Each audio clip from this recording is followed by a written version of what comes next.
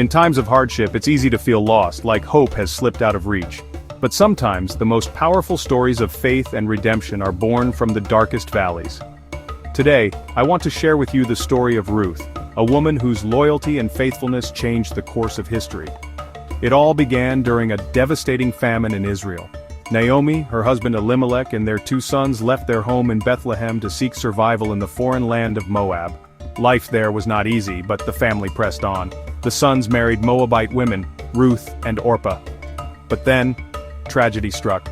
Naomi's husband and both her sons died, leaving 3 women alone in a land that wasn't truly home for any of them. Grieving and vulnerable, Naomi heard that the famine had finally ended in Bethlehem. She decided to return, urging her daughters-in-law to stay behind and start over. Orpah, through tears, stayed in Moab. But Ruth did something extraordinary. She clung to Naomi and declared words that have echoed through generations.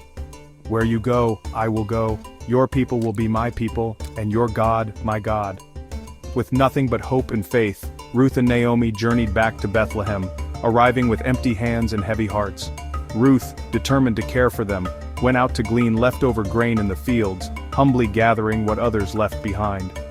In a twist only God could orchestrate, Ruth found herself in the field of Boaz, a kind and upright man, and, as it turned out, a relative of Naomi's late husband. Boaz noticed Ruth's hard work and her devotion to Naomi. He made sure she was safe and provided for, honoring her loyalty and courage.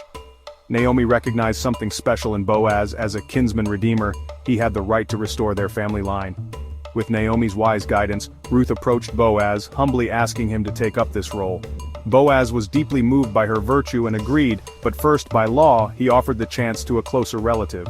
When the other man declined, Boaz stepped in, redeemed the land, and married Ruth. Their union was more than a blessing for them alone.